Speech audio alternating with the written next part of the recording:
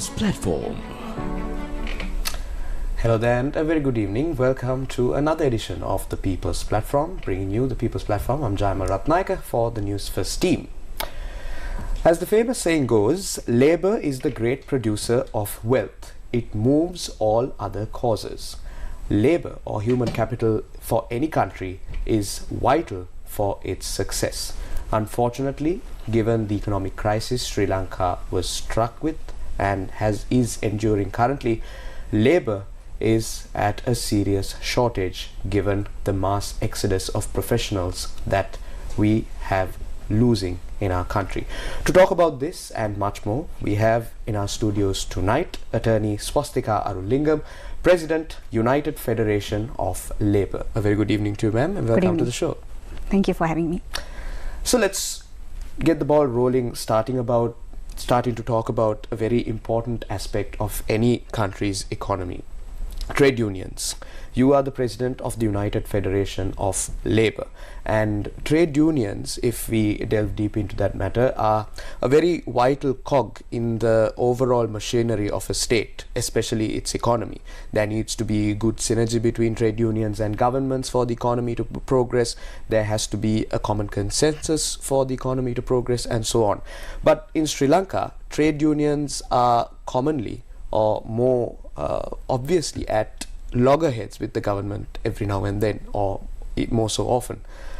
What can be done to reduce those disruptions and friction between trade unions and the government, and to create more synergy to ensure that Sri Lanka's economy is progressed and uplifted?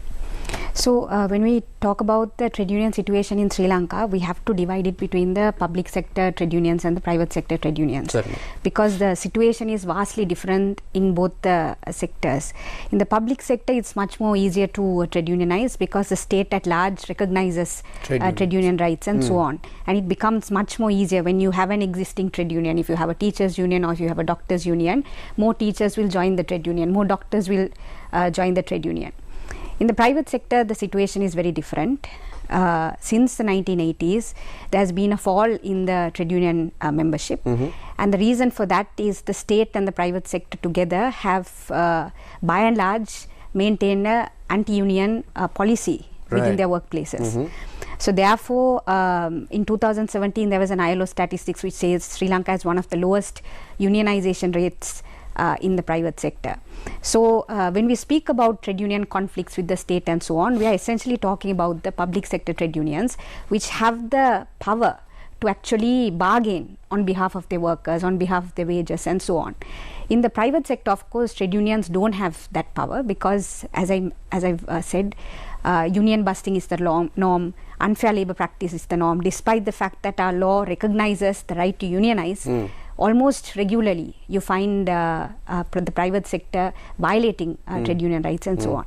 So in the private sector, it has been a huge problem for workers, particularly when it comes to worker welfare, decent work, the right to unionize, the right to collectively bargain, and the right to work with dignity. When you don't have a trade union in a workplace, the concept of dignity gets eroded for the worker. So in terms of what you're asking, in terms of the friction and so on, this is essentially what happens in the public sector. In the public sector, if you see the recent times, if you see the what's happening in recent times and the crisis, for instance, the government has been passing the entire burden of the economic crisis, which was not caused by the workers of Sri Lanka. As you said, workers are the wealth producers of the country. So they produce the wealth, and then the wealth was stashed away by an elite section of society. So the reason why we are seeing so much friction is trade unions and workers through trade unions are questioning the state. Why are we bearing the cost of the crisis? Why are our institutions being sold off?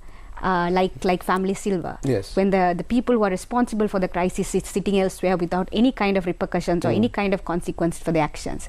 So that is why you see a lot of frictions amongst trade unions, because once you put a demand, then the government comes up with the counter demand, and there is a, I would call it a friction, I would call it a healthy debate in a vibrant democracy. So again, we have to see these two sectors separately. In the private sector should come out and recognize the right to unionize and the right of freedom of association and in fact expression, which is recognized in the constitution, which the private sector has not done. And it's a long time. I mean, it's the last 20-30 years our workers in the private sector have not experienced and enjoyed trade union rights by and large. Because and I think many companies in the private sector do not allow their employees to unionize. It's mentioned in their contracts as well. And that mentioning in the contract is illegal as per the law. It's to mention that in the contract amounts to unfair labor practice by the Industrial Disputes Act. So to even mention that in the contract amounts to an illegal conduct by the company. To say that you can't unionize, in fact, the company is admitting that we are committing an illegal act on our workers. Right. So it's a strange situation where the law says you need to recognize the right to unionize, and if you try to break the union or if you try to influence someone from joining a union, it amounts to a criminal offense. The law says that, and yet in the private sector this is maintained as an open policy. So I think there is a nexus between the state and the private sector companies in terms of denying the right to unionize of workers. And when workers are denied the right to unionize, what that does is it erodes a sense of solidarity amongst workers, and it erodes a sense of we are also responsible for the economy, because workers are atomized. As long as they're atomized, you can't come together and conceptualize what you want. They don't feel that they're contributing to They don't feel as if they're part of the process and part of the economy. And that is what trade unions contribute to building a better and inclusive economy, which is what Sri Lanka has been lacking for the last decades. Right. So let's talk about the public sector in Sri Lanka. We know that there have been calls for the reforms in Sri Lanka's public sector, especially state-owned enterprises that have been performing very poorly over the years. And many politicians or governments in power, representatives of those governments, when they attempt to bring in certain projects and trade unions come forward and they show their resistance to it, they come out, those politicians or policymakers come out and say, we are unable to go forward with these projects that will definitely benefit so and so, or this one particular entity, but the trade unions are rejecting it and they are resisting it. So that creates somewhat of a mindset within the people that trade unions are holding Sri Lanka's economy back and Sri Lanka's state-owned enterprises back. What is the truth to this? Trade unions, essentially, particularly in a country like Sri Lanka, which is not really industrialized, trade unions don't really get themselves directly involved in policy making of the sector. Of course, certain levels in the certain, for instance, professionals, for instance, would get involved in policy making and would get involved in pushing for certain policies and so on. But trade union at large focuses on worker welfare and so on, because that is the kind of economy which Sri Lanka has. We are not an industrialized state and so on. So when politicians come and say we are trying to push this idea and the trade unions are blocking it, my first question is, which politician? And why are they getting involved in institutional making when there is a government, when there are ministers, when there are secretaries who are supposed to be competent and supposed to have a planned policy, not ad hoc policy as per the whims and fancies of individual politicians. So that's on one thing. And the other thing is about trade unions, or rather these public sector institutions performing badly and being loss-making, is that in recent time the government has been pushing this idea that we need to privatize state-owned enterprises because they have been performing badly. But then if you look at, for instance, Sri Lanka Telecom, or if you look at Sri Lanka Insurance, these are profit-making institutions. These are the balance sheet shows profits. So why is the government also pushing for those institutions to be privatized? And if you look at, for instance, the more controversial one, like the Ceylon Electricity Board, and the fact that it has been loss making. Now the government has been, and several actors, several economists, for instance, who I would term as in the far right in the economic spectrum, and they have been saying that the CEB is loss making because employees are corrupt. But if you really look at what's going on in the CEB was loss-making because the Ceylon Electricity Board was subsidizing electricity for everyone, not only for the economically vulnerable, for literally everyone. So if you produce a unit at a particular cost and you sell it at half the price, you're obviously going to become loss-making. So the answer to that is not selling it off to another company and for the company to have its own free rein on how it wants to price electricity, which is such an essential good. You recall the price hikes which has been happening on electricity, and more than nearly 10% of households don't have electricity today because of the price hikes. And what does that do? It affects education, it affects health, it affects so many things, because electricity is an essential good in today's world. Yes. So I want to tie up your question in terms of what you're asking in terms of loss-making state-owned enterprises. What trade unions are saying, trade unions have many things to correct, no doubt about that. But that does not mean trade unions are always, simply because the trade unions are arguing with the state doesn't mean the trade unions are at fault, or the trade unions are always taking a negative position, which I think is what the government wants to portray. Wants the people to believe. Or to think. And that kind of gets, it's governed state, the government is in power. So they have the power of media, they have the power of disseminating knowledge as well.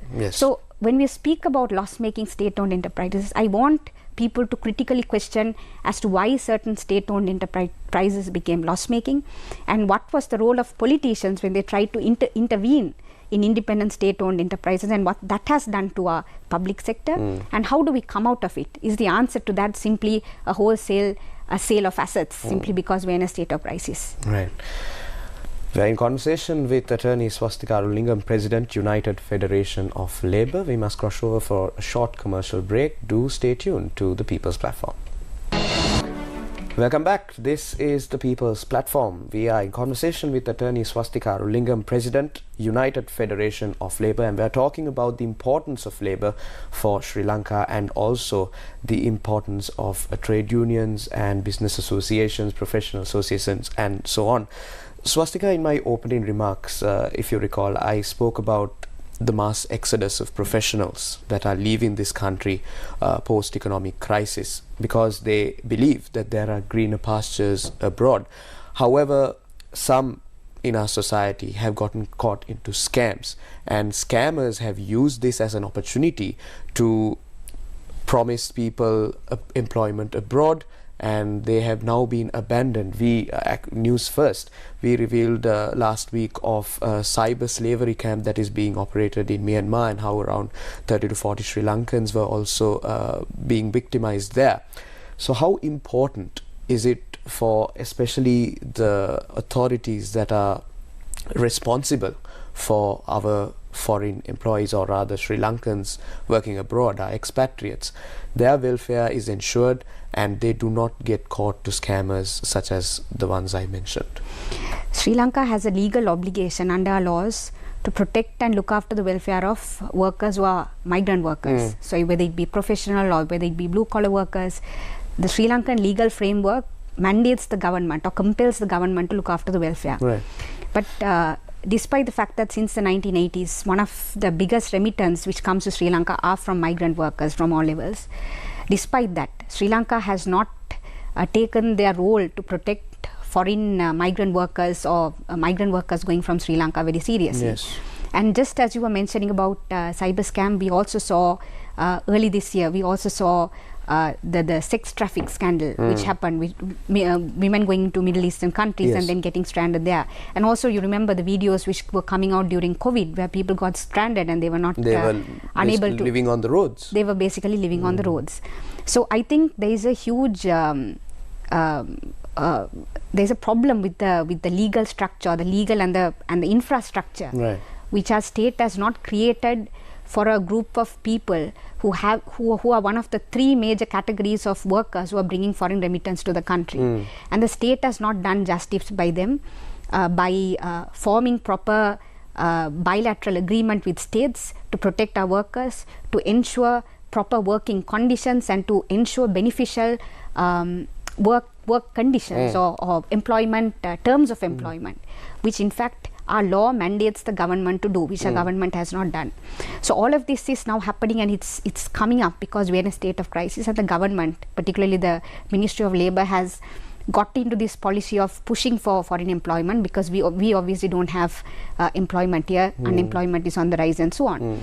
And just like the scandal you were mentioning, the most recent incident of sending workers to Israel for farm employment, when over 100,000 Palestinian workers have been denied work permits by Israel, and when Israel is committing what is now called a genocide against the Palestinian people, and then what does our government do?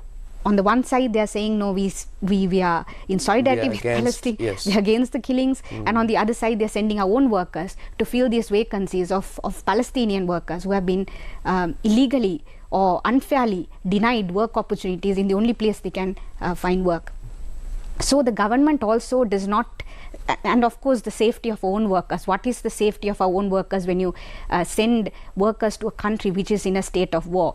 So there is so many aspects to this dilemma, this mass this problem. exodus, Yes. one thing, the fact that the government doesn't have any kind of plan as to how it wants to generate income in the country, and then when it has a policy of sending workers abroad as a means of overcoming the economic crisis, as a means of obtaining foreign remittance, then what is the duty of a government in terms of the safety of our workers? Just like you mentioned in these cyber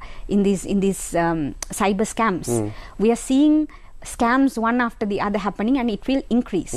But has the government done anything in terms of protecting workers or bringing this remittance into the country? And I don't see that happening. One of the biggest problems with talking about issues when it comes to migrant workers is that migrant workers are not trade unionized. It's very hard to trade unionize them because they are again individual workers, and yes. they are scattered and so on. But that is one way in which, if migrant workers come together and register a trade union, it is one way in which we can speak on behalf of several thousands workers and the sufferings they are going through in these several countries. So have your unions engaged in discussions with stakeholders that are responsible for migrant workers, especially the Sri Lanka Bureau of Foreign Employment or the Ministry of Foreign Affairs and so on? Have you held discussions regarding the plight of these people and how you can put measures in place to ensure that their well-being is maintained and also they do not fall prey to scammers and so on?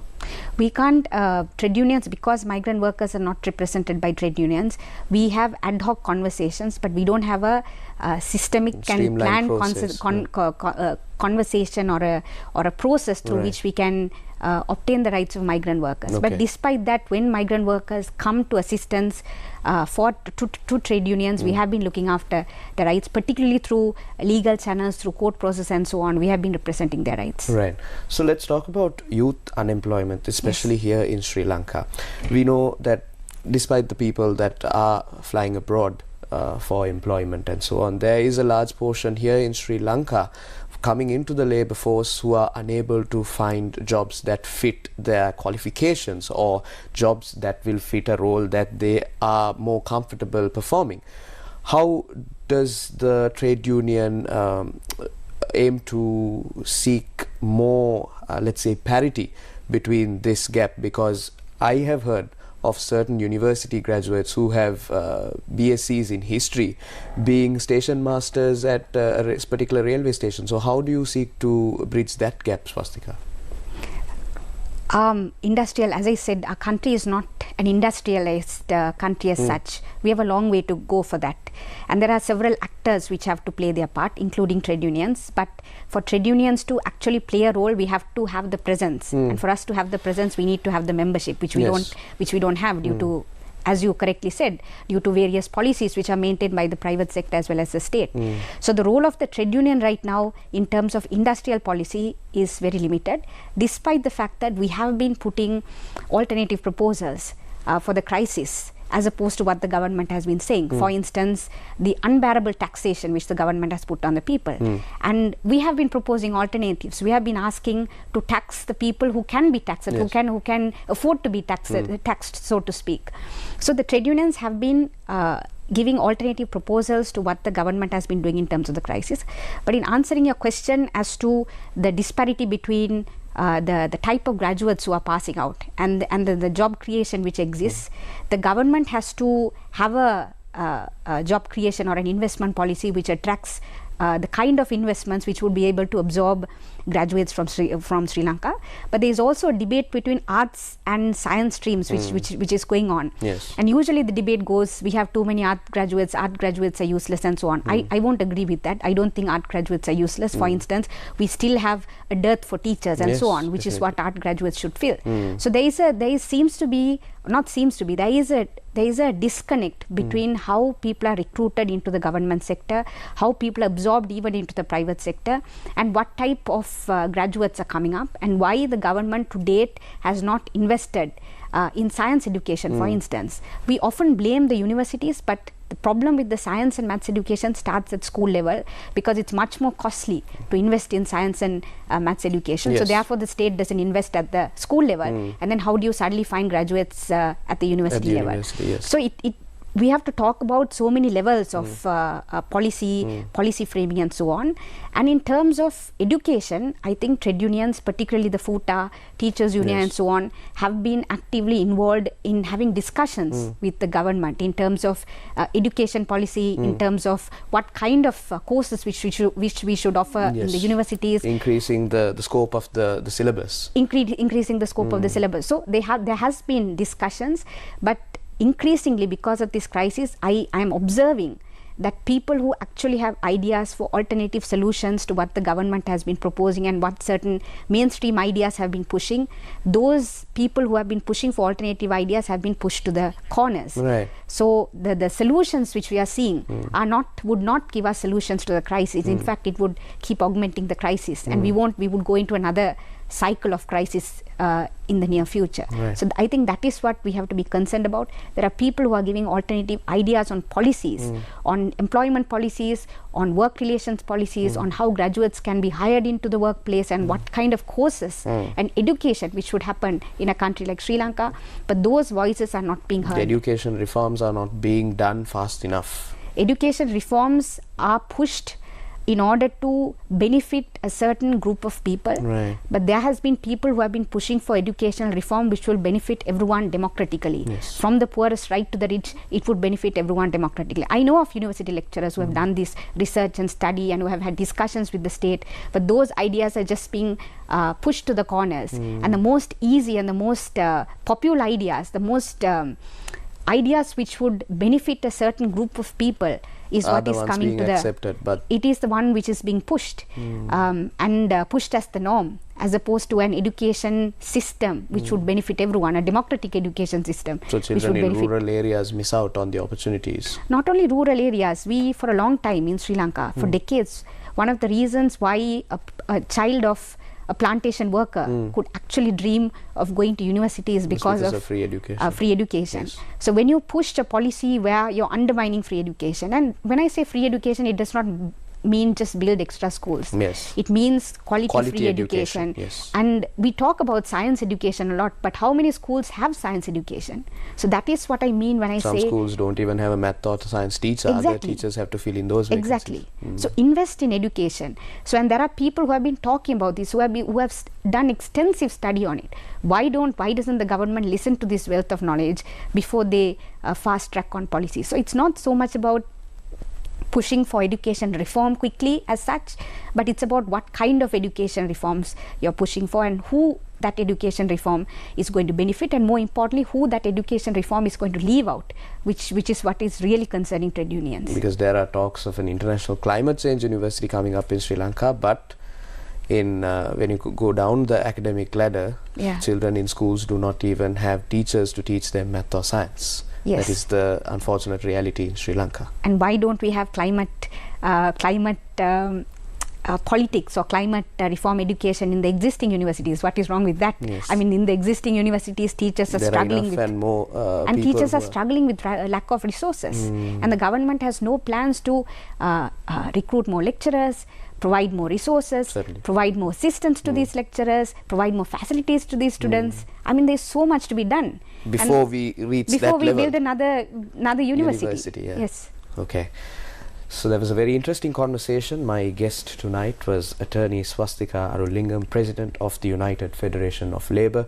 We spoke about the importance of labour. We spoke about brain drain. We spoke about scams that are happening abroad that unfortunately our young men and women are falling prey to. We also spoke about how education reforms in the country will shape Sri Lanka to move forward and for the economy to progress. Unfortunately, that is all the time we have tonight on the People's Platform. Thank you very much, Attorney Swasthika Arulingam, for joining me tonight. Thank you for having me. Take care and good night.